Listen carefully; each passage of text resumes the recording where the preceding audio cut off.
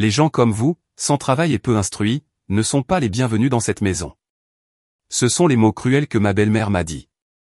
Juste après, elle m'a versé de l'eau chaude sur moi. J'ai crié de douleur, il fait chaud, s'il te plaît, arrête.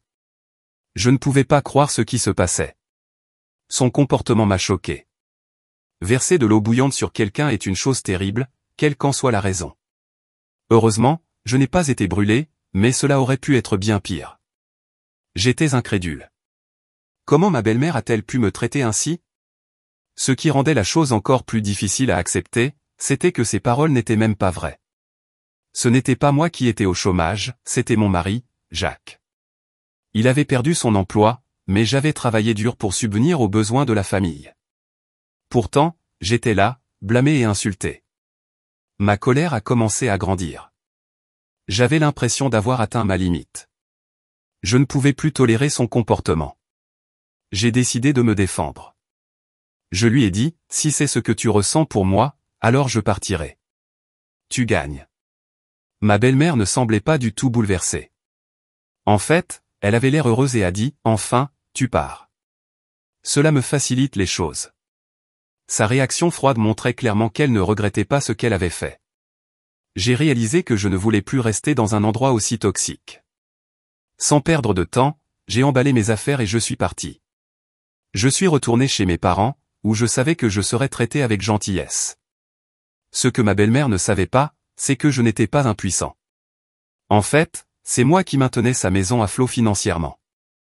Depuis que mon mari avait perdu son emploi, j'avais commencé à négocier des actions et je gagnais environ 50 000 $ par mois. Je n'avais pas besoin de compter sur elle ou sur quelqu'un d'autre pour survivre. Même si elle venait me voir plus tard pour me demander de l'aide avec de l'argent, j'ai décidé de ne pas l'aider. Elle m'avait si maltraité et je ne pensais pas qu'elle méritait ma gentillesse. Elle devrait vivre avec les conséquences de ses actes. J'étais marié à Jacques depuis environ 3 ans. Nous nous sommes rencontrés à l'université, où nous étudions tous les deux l'économie. Après avoir obtenu notre diplôme, nous avons tous deux trouvé un emploi dans différentes sociétés financières. Même si nous étions occupés, nous avons maintenu une relation solide pendant des années. Après avoir commencé à sortir ensemble, Jacques m'a proposé. Il a dit, « Angela, je vais te rendre heureuse. S'il te plaît, épouse-moi. » Je l'ai cru. Je pensais avoir une vie heureuse avec lui, mais les choses ne se sont pas déroulées comme je l'avais imaginé. Maintenant, avec le recul, je suis heureux d'avoir eu la force de partir. Parfois, s'éloigner d'une mauvaise situation est la meilleure chose que vous puissiez faire pour vous-même. Quand Jacques m'a proposé, j'ai dit oui avec plaisir. Je l'attends avec impatience, lui ai-je dit. Nous avons décidé de nous marier et pensions que nous pourrions construire une vie heureuse ensemble. J'étais enthousiaste à l'idée de fonder notre propre famille et de vivre en couple marié. Cependant, peu de temps après, Jacques a dit quelque chose auquel je ne m'attendais pas et Angela, commença-t-il, voudrais-tu quitter ton travail et emménager avec moi chez ma mère? J'ai été surpris. Quoi? Cela ne me dérange pas de quitter mon travail, mais nous sommes de jeunes mariés. J'aimerais que nous vivions juste tous les deux. Je comprends, dit-il, mais j'ai peur de laisser ma mère seule. Ne t'inquiète pas, je ferai en sorte que ce ne soit pas dur pour toi, m'a-t-il rassuré. Le père de Jacques était décédé alors que Jacques était au collège, il vivait donc avec sa mère depuis. Il était enfant unique et se sentait responsable de prendre soin d'elle. Comprenant ses sentiments, j'ai accepté. D'accord, dis-je, je vivrai avec toi et ta mère. 3 semaines plus tard, nous avons emménagé dans la maison familiale de Jacques. Au début, ma belle-mère semblait heureuse de retrouver Jacques. Elle nous a accueillis avec un sourire, mais dès qu'elle m'a regardé, son expression a changé. Son sourire disparut et elle me lança un regard froid et dur. Il était clair qu'elle n'était pas contente que je sois là. Elle a marmonné quelque chose dans sa barbe, mais je n'ai pas pu entendre ce qu'elle a dit. On aurait dit, tu n'avais pas besoin de venir ici. J'ai essayé de l'ignorer et j'ai souri, mais au fond, j'ai commencé à m'inquiéter de vivre avec elle. Malgré cela, la première journée s'est déroulée sans problème majeur. Le lendemain matin, j'ai été réveillé par ma belle-mère qui me criait dessus. Tu dors toujours? Dépêche-toi et prépare le petit déjeuner. J'ai regardé l'horloge, il n'était que 5 heures du matin, il faisait encore nuit dehors. Je ne pouvais pas croire qu'elle voulait petit déjeuner si tôt. Je me suis assis, confus. Pourquoi si tôt? J'ai demandé. Ne reste pas là parce que tu ne travailles pas, réprimanda-t-elle.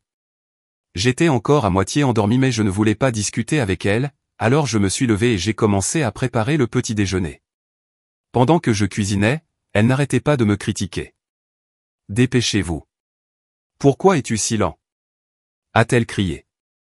Je me sentais stressé et pressé, mais j'ai continué. Finalement, après 20 minutes, le petit déjeuner était prêt. Je suis désolé de t'avoir fait attendre, dis-je poliment. Tu as enfin fini? Tu ne peux pas le faire plus vite? Se plaignit-elle encore. Ces paroles dures ont piqué, mais je n'ai rien répondu. J'ai réalisé que ce n'était que le début de ce que pourrait être la vie avec elle. Alors que je m'asseyais pour le petit déjeuner, je ne pouvais m'empêcher de me sentir mal à l'aise. Vivre avec ma belle-mère s'avérait déjà beaucoup plus difficile que ce à quoi je m'attendais. Je voulais dire à ma belle-mère qu'il était impossible de cuisiner plus vite, mais à la place, j'ai juste souri et j'ai essayé de laisser tomber. Cependant, elle n'en avait pas fini avec ses plaintes. Qu'est-ce que c'est? La soupe est trop salée, dit-elle en me regardant. Je ne pense pas que ce soit si salé, répondis-je prudemment. Que dites-vous? Insinuez-vous que quelque chose ne va pas avec mon goût? Essayez-vous de me tuer en me donnant de la nourriture aussi salée, a-t-elle crié. Ces paroles m'ont laissé abasourdi. Je n'avais jamais eu l'intention ni même pensé à une telle chose. Pourquoi m'accusait-elle ainsi et pourquoi était-elle si dure avec moi? Son comportement était déroutant et blessant. En essayant de comprendre, j'ai rassemblé le courage de demander, « Belle-mère, pourquoi es-tu si dure avec moi? » De quoi tu parles? Je ne suis pas dure, dit-elle, agissant comme si elle ne comprenait pas ce que je voulais dire. Où essaies-tu de me faire passer pour la mauvaise personne ici? Non, ce n'est pas ce que je veux dire, balbutiai-je, me sentant dépassé par son attitude. Sa pression m'a rendu difficile la poursuite de la conversation. Finissez de manger, puis faites la vaisselle. Après cela, il y a la lessive à faire, ordonna-t-elle. Il n'y a pas de temps pour se reposer. À partir de ce jour, ma belle-mère a continué à me traiter durement chaque jour. Elle m'a critiqué sur tout. C'était épuisant, tant mentalement que physiquement. Quand je nettoyais la maison, elle me disait, « Tu as raté la poussière dans les coins. » Quand je faisais la lessive, elle me faisait remarquer, « Il y a encore une tache ici. Est-ce que tu le fais vraiment correctement? » Après un mois à vivre ainsi, j'avais l'impression que je n'en pouvais plus. J'étais à mon point de rupture. Un soir, j'ai décidé d'en parler à Jacques. « Jacques, j'ai besoin de te parler, commençai-je. Ta mère me dit des choses méchantes tous les jours, et c'est vraiment difficile pour moi. Pourrais-tu s'il te plaît lui demander de ne pas me parler de cette façon? » Je m'attendais à ce que Jacques me réconforte ou au moins réponde, mais il n'a rien dit. Son silence m'a rendu encore plus bouleversé. « Jacques, tu écoutes? » ai-je demandé à nouveau, frustré. Puis j'ai remarqué quelque chose d'étrange. Il avait l'air pâle, comme s'il voulait dire quelque chose mais ne savait pas comment. Qu'est-ce qui ne va pas? Est-ce qu'il s'est passé quelque chose? Ai-je demandé, inquiet. Jacques hésita avant de parler. En fait, j'ai été licencié de mon travail. J'ai été choqué.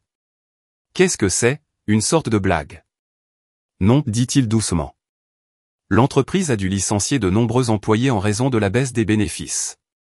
Ils ont décidé de réduire leurs effectifs et j'ai perdu mon emploi. Je ne pouvais pas croire ce que j'entendais. Alors tu es au chômage maintenant? Ai-je demandé, ayant du mal à comprendre la nouvelle. Oui, dit-il. À partir de demain, je n'aurai plus de travail. Je restais assis là en silence, incapable de trouver les mots pour répondre. Mon monde me parut soudain encore plus lourd. Après avoir reçu l'avis que j'allais perdre mon emploi dans un mois, j'ai réalisé qu'il ne me restait que peu de temps pour travailler. Heureusement, j'avais utilisé ce que j'avais appris à la société de valeurs mobilières pour négocier des actions. Au début, c'était difficile et j'ai fait quelques erreurs, mais avec le temps, je me suis amélioré et j'ai finalement commencé à gagner environ 50 000 $ par mois. Grâce à cela, nous n'avons pas eu de difficultés financières. Je me suis concentré sur le soutien de Jacques et j'ai essayé d'oublier le harcèlement quotidien de ma belle-mère. Le lendemain, j'ai décidé de rester fort pour Jacques. Il venait de perdre son emploi et je sentais qu'il était de mon devoir de le soutenir. Les mauvais traitements infligés à ma belle-mère ont continué, mais je les ai endurés pour lui. Un mois s'est écoulé et Jacques s'est officiellement retrouvé au chômage. Au début, il a fait des efforts pour chercher un nouvel emploi. Cependant, au fil du temps, il a commencé à rester de plus en plus à la maison, trouvant des excuses pour expliquer pourquoi il ne postulait pas à des places. Ne devriez-vous pas prendre votre recherche d'emploi plus au sérieux? J'ai gentiment suggéré un jour. Je cherche, répond-il, mais c'est difficile de trouver une entreprise qui me convienne. Il ne semblait pas vraiment vouloir trouver du travail. Je me sentais frustré, mais je suis resté silencieux et j'ai continué à soutenir financièrement notre foyer. Pendant ce temps, la façon dont ma belle-mère me traitait s'est aggravée. Elle me critiquait constamment et je commençais à me sentir de plus en plus épuisé. Au début, je pensais que je devais endurer son comportement parce que Jacques était au chômage. Mais avec le temps, je ne ressentais plus cela. J'ai commencé à me sentir épuisé et malheureux chaque jour. Un matin, Jacques quitta la maison plus tôt que d'habitude. Il était inhabituel qu'il sorte si tôt et j'espérais qu'il prenait enfin sa recherche d'emploi au sérieux. Après son départ, j'ai commencé mes tâches habituelles. Pendant que je nettoyais, ma belle-mère était assise sur le canapé du salon en sirotant son café. « Assurez-vous de bien nettoyer, dit-elle sèchement. Ne manquez aucun endroit. » J'ai ignoré ses commentaires et j'ai continué le nettoyage. Soudain, elle a piqué une crise et a commencé à me crier dessus. « Comment oses-tu m'ignorer? Tu n'es qu'une simple belle-fille. Tu n'as même pas de vrai travail, elle a crié. J'ai essayé de rester calme et j'ai continué à nettoyer, mais sa colère n'a fait qu'augmenter. Elle s'est précipitée vers moi et a crié encore plus fort, « Les chômeurs et les gens inutiles comme vous n'ont pas leur place dans cette maison. Vous devriez partir. » Avant que je puisse répondre, elle a attrapé la casserole d'eau bouillante qu'elle avait préparée pour son café et l'a versée sur moi. L'échaudage. De l'eau a éclaboussé ma peau. « Il fait chaud, s'il te plaît, arrête. » J'ai crié, choqué et souffrant. C'était le point de rupture. J'ai réalisé que je ne pouvais plus vivre dans un environnement aussi toxique. Son comportement était cruel et inacceptable, et je savais que quelque chose devait changer. J'ai crié sans réfléchir lorsque ma belle-mère m'a versé de l'eau chaude sur moi. Heureusement, l'eau ne bouillait pas, donc je n'ai pas été brûlé, mais cela aurait pu être un terrible accident. Malgré tout, j'ai été choqué et secoué par ses actions. Caroline, ma belle-mère, ne semblait pas s'en soucier. Au lieu de cela, elle a souri et a dit, « C'est ce que je dis depuis le début. Si tu ne travailles pas, tu devrais quitter cette maison. » Ces paroles m'ont durement frappé, mais j'en avais tellement marre de son comportement que j'ai décidé d'arrêter de me disputer. J'ai pris une profonde inspiration et j'ai dit, « Très bien, je vais partir. » Bien, répondit-elle, semblant presque satisfaite. Cela me facilite les choses. Partez vite. Je ne voulais pas passer une seconde de plus dans cette maison toxique. J'ai emballé mes affaires aussi vite que possible et je suis parti le jour même. Je me dirige directement vers la maison de mes parents. Quand je suis arrivé, mes parents ont été surpris de me voir. Ils ne m'attendaient pas, mais ils m'ont accueilli chaleureusement et m'ont fait sentir chez moi.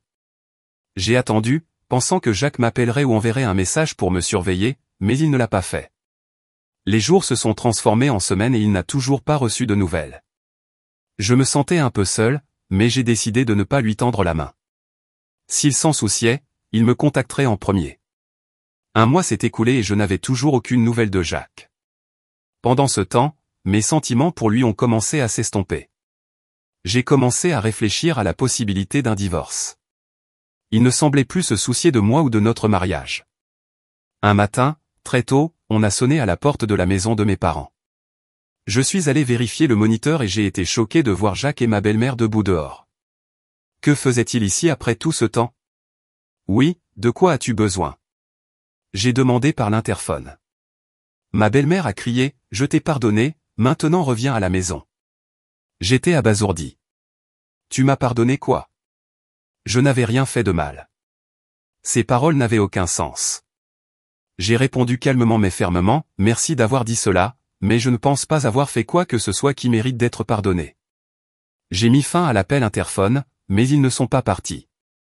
Au lieu de cela, ma belle-mère a commencé à frapper à la porte et à crier, ne me raccroche pas au nez. Laissez-nous entrer. Revenez avec nous. Craignant que leurs cris et leurs bruits ne dérangent les voisins, j'ai ouvert la porte à contre-cœur et je les ai laissés entrer. Je les ai conduits au salon et les ai invités à s'asseoir. Une fois assis, j'ai demandé, « Pourquoi es-tu ici? Que se passe-t-il » Je ne comprenais pas pourquoi ils étaient ici maintenant. C'était ma belle-mère qui avait insisté pour que je parte, et maintenant elle me disait de revenir. Son comportement n'avait aucun sens. « Tu m'as dit de partir. » « Je ne peux pas revenir maintenant, dis-je fermement, toujours confus et frustré par la situation. J'ai tenu bon et j'ai dit à ma belle-mère exactement ce que je ressentais. Elle est devenue frustrée et m'a accusé d'être enfantin. Elle a affirmé qu'elle m'avait pardonné et a insisté pour que je revienne vivre dans sa maison. Elle est même allée jusqu'à dire qu'elle était prête à laisser quelqu'un comme moi, au chômage et sans instruction, rester là-bas. Je ne pouvais plus me retenir. Ce n'est pas moi qui suis au chômage. C'est ton fils, Jacques. Et si j'y retourne, tu me traiteras mal tous les jours. J'ai craqué. Jacques avait l'air choqué quand j'ai dit cela, et ma belle-mère semblait confuse. Il était clair que Jacques ne lui avait pas dit qu'il avait perdu son emploi.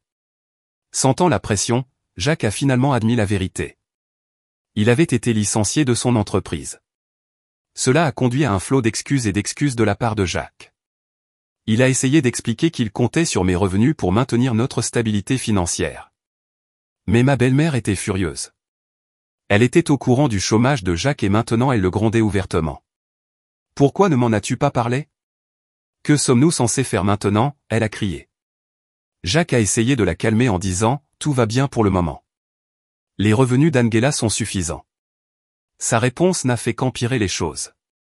Ma belle-mère l'a traité de inutile parce qu'il ne cherchait pas un nouvel emploi et l'a encore plus réprimandé. Je ne pouvais pas croire ce que j'entendais.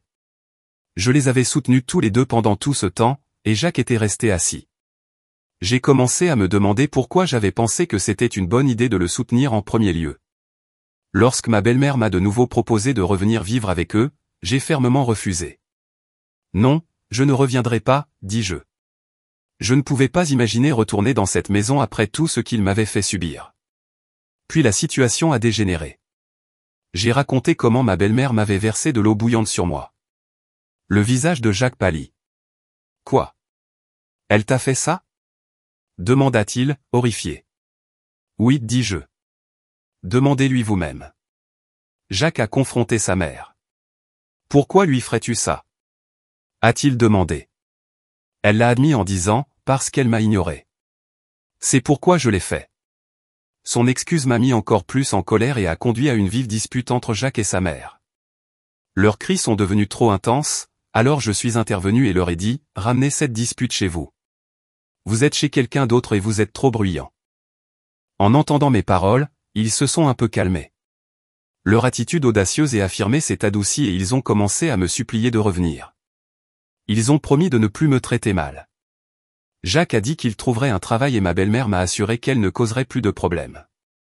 Mais je ne les croyais pas. Leur promesse semblait vide de sens. Je savais qu'il valait mieux ne pas leur faire confiance après tout ce que j'avais vécu. Je leur ai dit honnêtement que leurs paroles n'avaient aucun sens pour moi. Je savais qu'ils profiteraient à nouveau de moi si j'y retournais. Leur silence a confirmé mes doutes. Sans rien dire de plus, je quittai le salon et me dirigeai vers ma chambre, les laissant réfléchir à leurs actions. Après environ 6 minutes, je suis retourné au salon. Ils étaient toujours assis au même endroit, la tête baissée, sans dire un mot. Frustré par le silence, j'ai demandé « Combien de temps comptez-vous rester assis ici sans rien dire ?» Cela n'a plus d'importance pour moi. Au lieu de répondre, Jacques soupira profondément. Il eut l'air surpris lorsque je lui tendis un morceau de papier. C'était un formulaire de divorce pré-rempli sur lequel mon nom était déjà signé. Son visage montrait de la confusion alors qu'il regardait le document. « C'est une forme de divorce, dis-je sans détour. J'en ai assez. Je ne peux pas rester marié à quelqu'un qui ne trouve pas de travail et qui n'a même pas pris la peine de me contacter après mon départ. » Jacques avait l'air choqué. « Attendez, s'il vous plaît. C'est trop soudain, dit-il, visiblement bouleversé. » J'ai trouvé sa réaction irritante. Il ne semblait pas comprendre que ses actions ou son absence d'action était la raison pour laquelle les choses en étaient arrivées là. Il m'avait ignoré lorsque j'avais besoin de soutien et m'avait laissé gérer tout seul. J'ai déjà pris ma décision, dis-je fermement. Peu importe ce que tu dis, je divorce de toi. Jacques n'arrivait toujours pas à y croire. Le divorce n'est-il pas trop dur? Demanda-t-il, confus. Non, ce n'est pas le cas, répondis-je froidement. C'est ta faute. Je me tournai vers sa mère, lui donnant le même ton froid. Elle était tout autant responsable de la façon dont j'avais été traité. Elle ne dit rien, mais son visage exprimait de la résignation. Finalement, Jacques a signé le formulaire de divorce, tout en m'ayant prévenu, ne le regrette pas plus tard. Mais je me sentais soulagé. Celui qui pourrait regretter ça, c'est toi, dis-je avec confiance. Je vais demander le divorce pour moi-même. Je n'ai besoin d'aucune compensation. Laissez-moi tranquille et rentrer chez vous. Avec cela, notre mariage a officiellement pris fin. Cela semblait peut-être dur, mais c'était nécessaire pour moi d'échapper au harcèlement de ma belle-mère et au manque de responsabilité de Jacques. 3 semaines plus tard, alors que je me détendais chez mes parents, j'ai reçu un appel téléphonique de mon ex-belle-mère. Elle avait l'air affligée.